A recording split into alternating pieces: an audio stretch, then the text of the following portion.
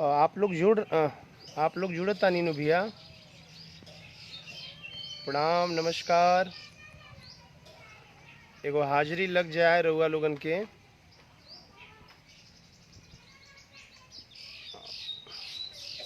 स्वागत बा। ओके ओके, तो हम जुड़ गइल बानी आप लोगन से।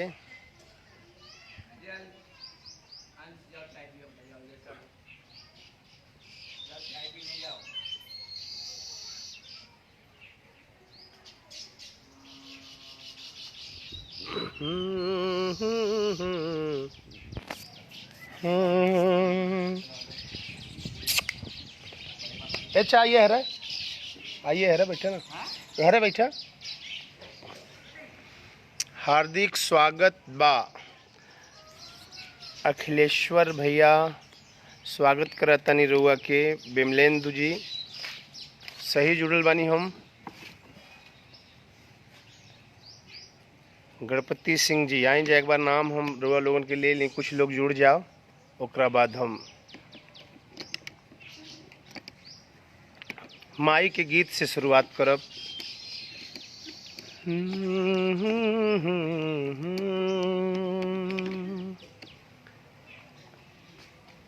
ज्वाला भैया,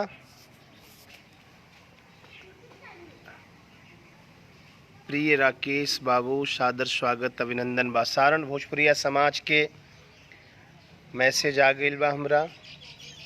आई जा हम देवी गीत से शुरुआत करब, जौना मातृशक्ति के आंगन में हमनी के स्वर पलेला।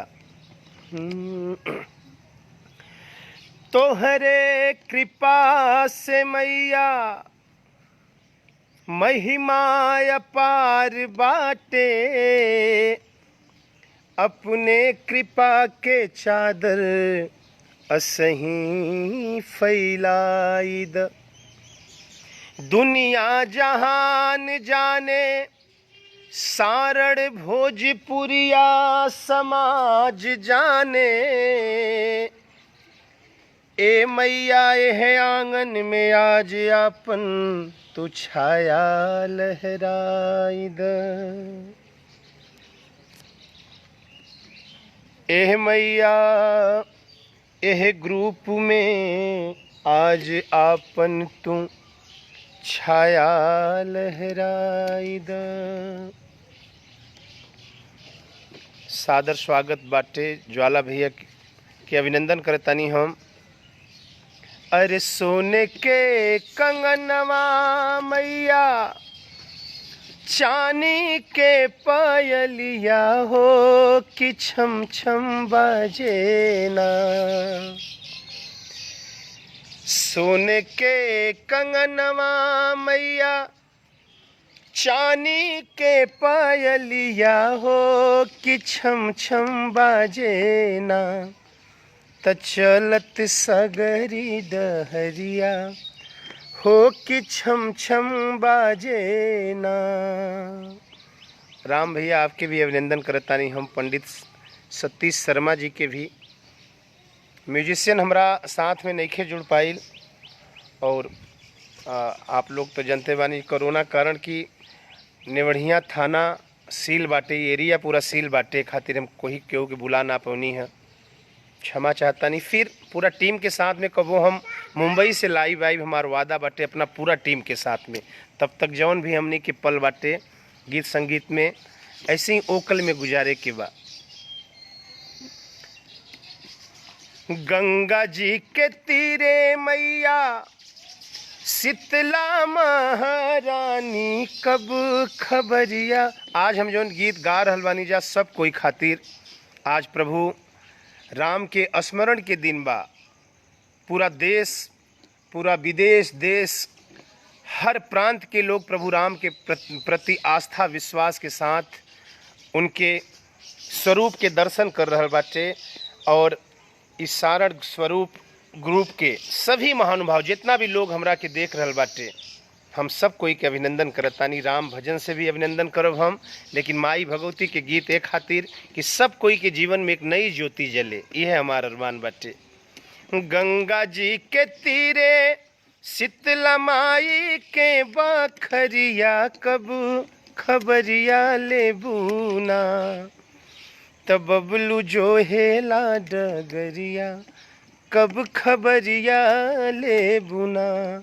बबलू जो हेला हरियरी में असही अच्छा लगी। एकदम बिल्कुल देखी ना, हम एकदम अपने औरा के पेड़ के नीचे बैठल बानी। एक कच्चा मकान बा, देखी एकदम चिड़ियन के चहचहात भाव, चिड़िया भी शोर कर रहल बच्चे। आप लोगन के अच्छा लगी लोकेशन में। हमरा चाचा जी भी साथ में बानी सुने खातिर। वाह, अभी सब लोग जुड़ल बाटे, बहुत अच्छा लगत ताटे। माई के भजन हम सुनोनी। भोजपुरी संस्कृति संस्कार में हम बहुत गीत गौनी। एगो हमार फेवरेट गीत बाते जो नाम टी सीरीज कंपनी से गौले बानी। मैया के गीत मन के भक्ति से भरल रहल बा। जी दीदी संध्या दीदी आपके अभिवादन करतानी हम। एगो हमारा बड़ा फेवरेट गीत बाटे, जहाँ लोक गीतन के चर्चा होखेला वहाँ कवि अंजन जी के भाव, कवि अंजन जी की रचना, कौनो भी कलाकार होखे भोजपुरी के लोग उनके प्रणाम करेला। आई अंजन जी के एगो रचना, बहुत प्यारा रचना, आप लोग सुन ले होखब। हमरा याद बाटे आज के 30 या 35 वर्ष पहले गीत हम सुनत रहनी। हम गवई खुशबू से ओतप्रोत जीवंत कार्यक्रम देख सुन के। जी भैया, हम आज भोजपुरी के ऐसन ऐसन गीत के हम रचना सुनाई। भोजपुरी हमरा संस्कृति में, हमरा जेहन में बाटे, हमरा रोम रोम में बाटे। तो वो गीत के आप लोग सुन ले बानी। वो माई के भाव कि बाबू जब जाए लगी तो जो सामान देता नहीं हमरा बबुआ के ले जाइए। उस सामान का भेजती है माई। एक गीत के रचना अंजन जी के हम प्रणाम करतानी। गोपालगंज जब कार्यक्रम में गई रहनी तो भावेश भैया मिलल रहलन और वो गीत के हमरा देलन। आज वो गीत से हमरा एक नया मुकाम बाटे, हमरा लोग सम्मान करेला। वो गीत की रचना, हर पूछी है जवान सुगना, पूछी है जवान सुगना, पूछी है जवान, ए बाबू ले जइहा हमरो समान हो। पूछी है जवान सुगना, ए बबुआ ले जइहा हमरो समान हो। अरे पूछी है जवान सुगना, सामान का बाटे। अरे सतुआ चूरा के गठरी जल्दी दीह पहुँचाई, भरुआ मरिचा कोने ओई में दिहनी हम गठियाई। सतुआ चूरा के गठरी जल्दी दीह पहुँचाई, भरुआ मरिचा कोने ओई में दिहनी हम गठियाई। तब पई है नाचे लगी है खुशी से परान हो। परान शब्द जितना भी तारीफ करल जाए रचना के कम बाटे, हम निशब्द बानी। एगो माई जब अपने बेटा खातिर परान बोली तो आप लोग समझिए सकेली कि भाव का हो सकेला। देखते नाचे लगी है तह के परान हो, देख के नाचे लगी है खुशी से परान हो। अरे पूछी है जवान सुगना, ए बाबू ले जइहा हमरो समान हो। अरे पूछी है जवान सुगना, देखते तोह के गले लगई है, पूछी है घर कुसलाई। माई कहतिया, देखते तह के गले लगई है, पूछी है घर कुसलाई। कैसे गांव नगर घर बाटे, कैसे बाटे माई। कैसे गांव नगर घर बाटे, कैसे बाड़ी माई।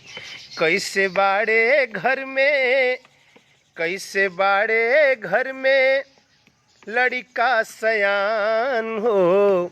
अरे पूछी है जवान सुगना, कैसे बाड़े घर में लड़का सयान हो, पूछी है जवान सुख। सबसे बड़ी बात कहल जाले कि माई कि इतना ममता रहेला लड़का के प्रति।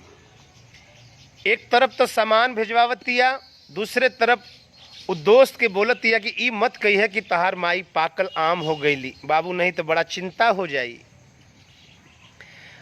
अरे ई मत कही है मैया तोहरा पाकल आम हो गईली, ई मत कही है मैया तोहरा पाकल फल हो गईली, चिट्ठी दिहली कापत कापत जात जात रो।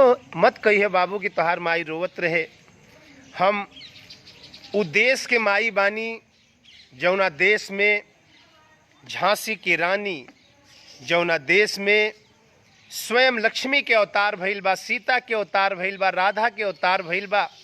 तो बबुआ ई मत कहिए कि माई तोहार टेंशन में बिया, तोरा याद में रोवतिया, नहीं तो बबुआ हमारा बड़ा सिसक सिसक के रोई हैं। और उनकरा ई कही है कि जहाँ दुश्मनी के बात आई तो उ कारगिल पे दुश्मनन के आंख भी निकाले के बा। ए माई के एक संदेश बा, मत कही कि मैया तोहरी पाकल फल हो गईली, चिट्ठी दिहली कापत कापत जात जात रो गईली, ना तो बेकल होई ना तो बेकल होई बबुआ के परान हो, अरे पूछी है जवान सुगना ए बाबू ले ले जइहा हमरो समान हो, अरे पूछी है जवान सुगना। यही के बोलल जाला भोजपुरी के थाती। हम तारकेश्वर राय जी के अभिनंदन करतानी। द्वारिका नाथ तिवारी, वाह वाह वाह, हमारा आत्मा खुश हो गई भैया के दर्शन करके। जे खुद कई गो रचना इनकर चंदन तिवारी गौले बाड़ी, और हम तो कहिए से मांगत हनी कि बाबूजी हमरो गीत दे ही गावे खातिर, देखी कब कृपा रहुआ के होले। बहुत नीमन प्रस्तुति विमलेश बिंदु भूषण पांडे भैया, ज्वाला भैया, एकदम नॉर्मल तरीके से हम गावत तानी। और पूरा हमार बैच बा, टीम बाटे, एकदम एरिया हमार सील हो गई बाटे खातिर हम नहीं बोला सकत, लेकिन हम खुश करके रहुआ लोगन के भेजब। और फिर हम वादा करतानी कि मुंबई हम जब भी जाइब तो ज़रूर हम अपने पूरा टीम के साथ में कीबोर्ड पैड ढोलक तबला के साथ में एगो अलग अंदाज के प्रस्तुति करब। आइन जाए एक दूसरा गीत आप लोगन के हम भेंट कर रहल बानी। ज्वाला आदरणीय अध्यक्ष महोदय सादर अभिवादन बा। देखी गीत तो भोजपुरी में तरह तरह की परंपरा में लोग गईले बा। आज भी गरीबी बाटे गांव में, पत्नी गाँवे बिया, पति मुंबई में, ये हो सकेला कोई अमेरिका बाटे, ये हो सकेला कोई दिल्ली बाटे। तो कहती है कि जब आवे लगी है तो हमरा खातिर कुछ सनेस बाटे यह लेके आई है। आज भी गांव में आप लोग देखी जाना, आज भी गरीबी के भाव में लड़का लड़की पढ़ नहीं खे सकत। केकर रचना बा हमरा के याद नहीं खे आवत, लेकिन ये रचना के हम गाई ले। टूटही पलंगिया अन्हार भइल सजना, अरे ललकी किरनिया उधार ले ले अइह, गमछा में बांध के बाहर ले ले अइह, गमछा में बांध के बाहर ले ले अइह। टूटही पलंगिया अन्हार भइल सजना, अरे ललकी किरनिया उधार ले ले अइह, गमछा में बांध के बाहर ले ले अइह, गमछा में बांध के बाहर ले ले अइह। देखी लाइन के राम भैया स्वागत करतानी हम। मुन्ना के स्कूल के, अरे मुन्ना के स्कूल के कापी ना किनाइल, मुनिया के अबहीं ले फीस ना भराइल। आप लोग खुदे समझदार बानी और लाइव सेशन में जुड़ रहल बानी लोग, बहुत अच्छा अच्छा लोग लिखेला और अच्छा रचना के हम बहुत पसंद करेली। हमरे जेहन में बाटे भोजपुरी के भाव। मुन्ना के स्कूल के कापी ना किनाइल, मुनिया के अबहीं ले फीस ना भराइल। मधुबाला दीदी आपका भी स्वागत बाटे। दुआरा पे कुकुरा भइल बा दहेजवा, दुआरा पे कुकुरा भइल बा दहेजवा। आय है टूटली पलनिया, बहुत सुंदर गीत। तारकेश्वर भैया के अच्छा लगा ताटे, सब कोई के अच्छा लगत हुई। दुआरा पे कुकुरा भइल बा दहेजवा, अइहा तवो करो, अइहा तवो करो, जोगाड़ ले ले अइहा, गमछा में बांध के बाहर ले ले अइहा, और गमछा में बांध के बाहर ले ले अइहा। सुनिला कि मुंबई में न बिजली कटेला। वैसे आजकल तो बहुत व्यवस्था हो गई बाटे यहाँ भी, लेकिन आजो अगर देखल जा तो गरीबी के भाव बाटे, लोग त्राही त्राही बाटे। तो उहे बात पत्नी कह रहल बाटे, सुनिला कि मुंबई में न बिजली कटेला, तब कहे सैया परेशान तू रहेला। यहाँ तो एक तो मड़ई के पलानी चुवतिया, ऊपर से लाइटों कट जाती है। तो आप सोचत तानी कैसे लड़का लड़की लेके हमार गुजारा हो रहल बाटे। सुनिला कि मुंबई में न बिजली कटेला, तब काहे सैया परेशान तू रहेला। बत्तिया सनहिया कहमरे तुमनिहा, बत्तिया सनहिया कहमरे तुमनिहा, अइहा तसुरहो, अरे अइहा तसुरहो, श्रृंगार ले ले अइहा, गमछा में बांध के बाहर ले ले अइहा।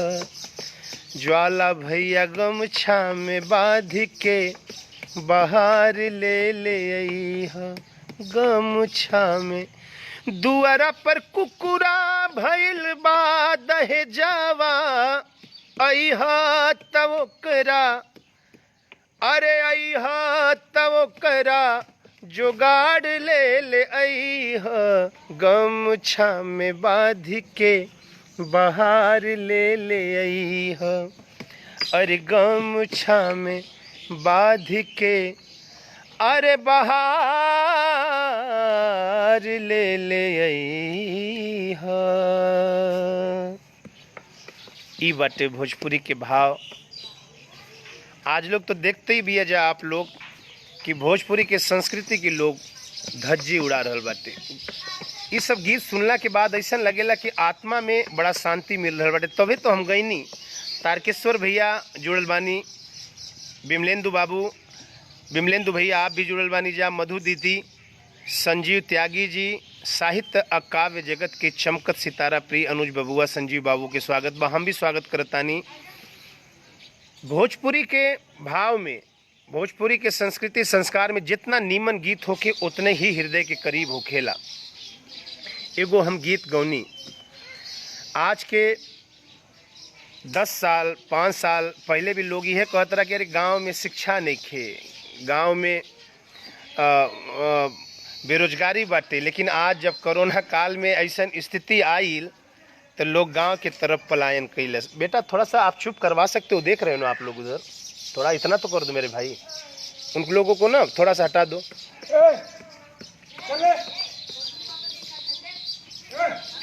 गांव में व्यवस्था थोड़ा लड़कन के बाटे डिस्टर्ब भी कर रहे बाटे लोग। आगे एगो गीत हम गौनी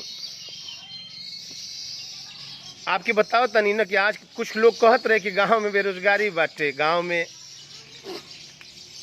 बड़ी कमी बाटे, लेकिन आज जब कोरोना काल में लोग गांव की तरफ लौटल तब याद आइल। तारकेश्वर भैया के बड़ा फेवरेट गीत बा, हम गोपालगंज गइल रहनी तो गौले रहनी गीत के। अरे सुखवात अपना गाँव में बा, अपना गाँव में बा। आज ही जौन गीत हम गा रहे बानी एक एक लाइन आप लोग सुनी, हमार गावल गीत बाटे रिच म्यूजिक से, आप लोग सुन भी सकेली यूट्यूब पे राकेश तिवारी बबलू के नाम से।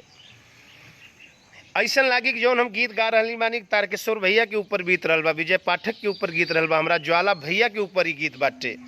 एक एक लाइन। परदेश में बाबस, परदेश में बास बस, रोजी ये रोटी हो। परदेश में बास फू, अरे रोजी ये रोटी हो। सुखवात अपना गाँव में बाए भैया, गाँव में बा। सुखवात अपना गाँव में बाए भैया, हम रोज सुनी लेके। थैंक यू संजीव भैया, संजीव भैया। चैन मिले ना, चैन मिले ना, चैन मिले ना रही बंगला ये कोठी हो। सुखित मड़ैया के छाँव में बाए भैया, गाँव में बा। हमरा गीत बहुत दिल के करीब बा जी भैया। एक एक लाइन ऐसा लागी कि न कि रउए के ऊपर बीत रहल बाटे। बेटा हमनी के चुप रहे के बा, हाँ आवाज जा रहल बाटे बाबू, ठीक ना। कहवा हेराई गईले बचपन के दिनवा। देखी लड़कियां देखत तानी जो सामने बान। अब फ्लैश बैक में हमनी के जाए के बाद याद करी उ लड़कियां कहवा हेराई गईले बचपन के दिनवा। नदिया के तीरे तीरे उड़ौली पतंगवा। अरे देर से अइला पे बाबू गरियावत रहले, माई अपने लाल के आचरे चोरावत रहली। ऐसा लागे कि हम रउए खातिर गा रहल बानी जा। पेटवा करनवा सब कर, पेटवा करनवा सब कर साथ गईले छूटी। चैन मिले ना रहे बंगला ये कोठी। स्वर्ग माई बाबू के पाँव में बाए भाई। हमनी के प्रदेश के भी इज्जत करे के बा, कर्म भूमि हमार बाटे, वहाँ के सम्मान करे के बा, वहाँ की रोजी रोटी हमनी के बा। लेकिन ई कबो नहीं के कहे के कि गांव के बेरोजगारी बाटे, गांव में लड़का लोग नहीं खे पढ़ सकत। आज गाँव के याद आयल तो लोग पलायन पैदल, केहू 2000 किलोमीटर चल के आ रहा बा, केहू 1400 किलोमीटर चल के आ रहा बाटे। सब भूल गई, लाइट लेके के खोजाई होता कि कहाँ हमार जमीन बा, कुछ बना लिहल जाए। तो हम गौले रहनी 4 साल पहले गीत के। अरे पीहू पीहू मोर बोले कूके कोयलिया, टूप टूप महुआ चुवे हमरे महुवरिया। याद करी। पीहू पीहू मोर बोले कूके कोयलरिया, टूप टूप महुआ चुवे हमरे महुवरिया। ई लाइन सब कोई बड़ा ध्यान से सुनी। अरे अमिया के बगिया में फरे जब टिकोरा, तोड़ी के लियावत रहनी भरी भरी झोरा, तोड़ी के लियावत रहनी भरी भरी झोरा। बीतल दिनवा अब बीतल दिनवा भावेश भैया, अरे कबहू न लौटी हो। बीतल दिनवा तारकेश्वर भैया, अरे कबहू न लौटी हो। बहुते दर्द ई बहुते दर्द ई, अरे घाव में बा सुख त गाँव में बा। बहुते दर्द ई घाव में बा, शशि रंजन भैया गाँव में। एगो ऐसा साहित्यकार, एगो ऐसा रचनाकार जेकरा गीत के हम बड़ा फैन बानी और बहुत दिन से कोशिश एगो गीत हम संजोली गौलस और गीत के पीछे में पड़ल रहनी, लेकिन हमारा भाग में नहीं खे रहे। और गीत के हम जरूर सुनाइब। हमार फेवरेट गीत बातें हम जहाँ जाई ले वो गीत के गाई ले। ये गीत के बाद याद बहुत आवेला इहो बाटे कि जे अपना वतन से दूर बाटे, 4 साल 4 साल 5 साल नहीं खे आ सकत, तो ओकरा होली के याद बताटे। याद बहुत आवेला गौआ के होली, भौजिन के नखरा हंसी और ठिठोली। अरे बूढ़े मतारी हमर हमके बुलावे, काये मृत्युंजय अइब कन्हिया उठा। आज जवन रचना हम गा रहल बानी जा, ये मृत्युंजय सिंह सिप्पी के रचना बा।